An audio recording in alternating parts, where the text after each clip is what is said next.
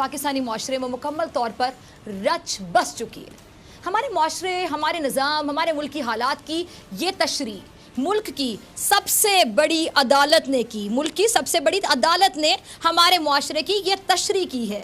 जितनी बीमारी इस फैसले में अदालत ने हमारे इस माशरे में और निज़ाम में बताई हैं, जितनी बीमारियाँ, उनकी सबसे बड़ी वजह भी बता दी गई है, और वो ये है कि पाकिस्तानी माशरे में करप्शन मुकम्मल तौर पर रच बस चुकी है। करप्शन ने मुल्क की माशी जड़ों को कमज़ोर कर दिया, खोखला कर दिया, ब्ला ब्ला ब्ला ब्ला। करप्शन ने इदारों को तबाह कर दिया, करप्शन ने मुल्क का बेड़ा गर्क कर दिया, करप्शन ने मुल्क के निज़ाम को तबाही के दहाने पर पहुंचा दिया। ये सब कहते हैं बातें, सब किस किस का नाम लूं और किस किस का नाम छोड़ूं, लेकिन अब सवाल क्या है? सवाल ये कि करप्शन करता कौन है? आप सब जो बातें करते हैं, आप सब में से करप्शन करता कौन है? कोई तो है ना जो करप्शन करता है। इतने भी कर्जे लिए गए वो बदकिस्मती से पाकिस्तान वापस नहीं कर सका, और आज हम कर्जों में मकरूज हैं। इक़्तिदार में आने वालों ने कर्जा लेने पर तो फोकस किया, लेकिन देने की कोशिश करना मुनासिब ना समझी। कर्जा तो ले लिया गया और लिया जाता रहा, लेकिन लगाया कहाँ गया, कितना लगाया गया, कहाँ लगाया गया, ये एक ऐसा सवाल है जिसका जवाब इनमें से किसी के पास नहीं है। किससे पूछा जाए? आज मैं पूछती हूँ, जो इक़्तिदार में है उससे पूछा जाए, या जो मुखालिफ है उससे पूछा जाए, जो इल्ज़ाम लगा रहा है उससे पूछा जाए कि करप्शन की किसने, या जिस पर इल्ज़ाम लग रहा है उससे पूछा जाए कि हाँ, कब मानोगे कि तुमने करप्शन की और कितनी करप्शन की। मुल्क का दिवालिया हो रहा है, और कुछ लोगों के कारोबार ऐसे तरक्की कर रहे हैं कि दुनिया में उसकी मिसाल नहीं मिलती।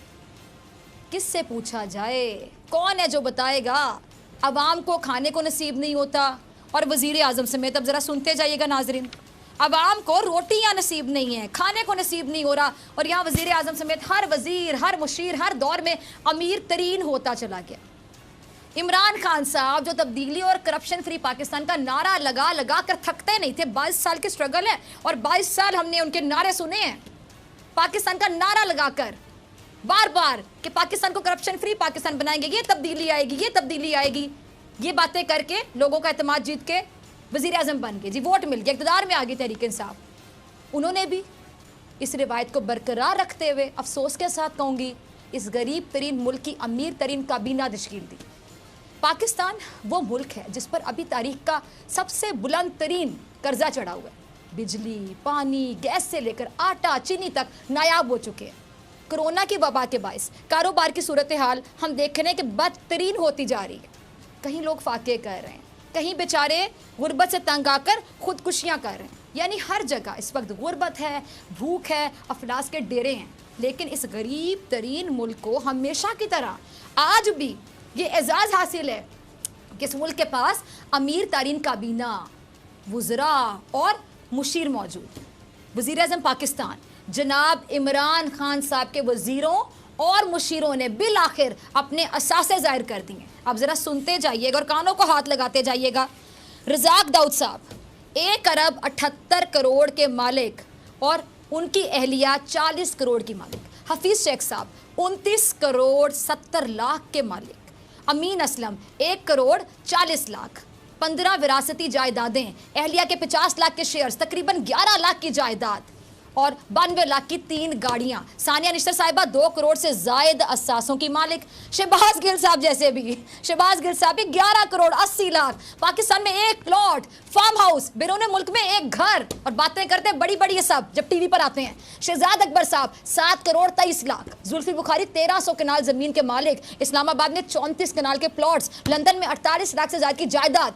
बैरून मुल्क 5 कंपनियों के शेयर्स, 5 लाख पाउंड का सोना। अहलिया के पास भी बहुत कुछ है, जारी बात है इनकी अहलिया के पास 1.5 लाख पाउंड्स का सोना। पाकिस्तानी बैंकों में 24 लाख रुपए, बैरून मुल्क बैंकों में 17 लाख पाउंड्स।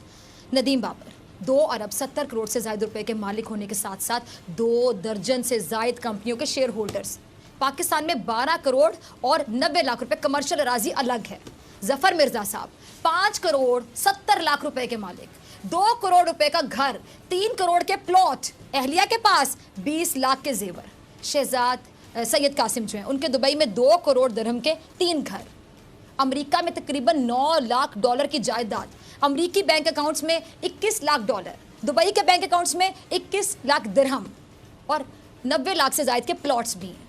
पाकिस्तान में 12 करोड़ की सरमायाकारी अलग कर रखी है।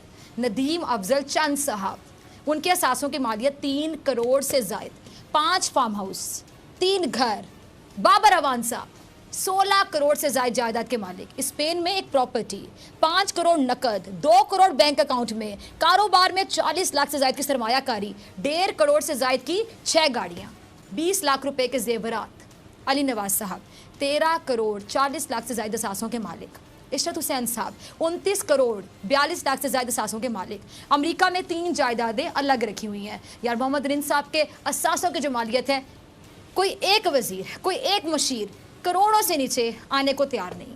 یقین کریں، اگر پچھلے دور کی بات کروں، پچھلے 2 ادوار کی بات کروں، تو ان کے وزیر اعظم سے لے کر تمام مشیر سمیت اس دور حکومت کے تمام وزیر، مشیر اور وزیر اعظم اپنی تمام جائیدادیں بیچتے ہیں، اور اس ملک کا قرضہ اگر پورا نہیں تو کم از کم آدھے سے زیادہ ایک جھٹکے میں اتار سکتے ہیں۔ ایسا ہی ہے نا ناظرین؟ لیکن ایسا ہو نہیں سکتا، کیونکہ یہ ہمارے ملک میں، ہمارے معاشرے میں جمہوری اقدار کے خلاف ہے۔ جس ملک کے عوام کا بنیادی مسئلہ بھوک ہو، صحت ہو، روزگار ہو، اس ملک پر حکومت کرنے والے حکمران سمیت اس کے بچے، وزیر، مشیر، نوکر تک کروڑ پتی، ارب پتی بنے بیٹھے ہوں۔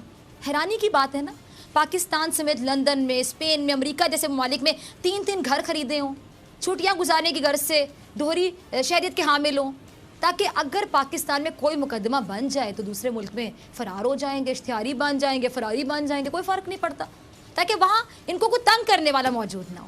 ایسا ہوتا ہے صرف پاکستان میں، ہمارے ملک میں۔ افسوس کے ساتھ کہوں گی کہ میرے ملک کے ساتھ ان شکلوں نے، ان ناموں نے یہ کیا۔ افسوس کے ساتھ کہوں گی، کسی بھی پاکستانی کو اتنی ہی تکلیف ہوگی جتنی آج مجھے ہو رہی ہے۔ 2008 میں پاکستان پر 6,000 ارب کا قرضہ تھا، 6,000 ارب کا قرضہ 2008۔ اب 2008 سے 13 تک تو یہ قرضہ ہم دیکھتے ہیں کہ بڑھ گیا اور 36,000 ارب تک ہو گیا۔ جو پاکستانی 36,000 روپے کا مقروض تھا، وہ رقم 88,000 ہوگی، 88,000 تک پہنچ گئی۔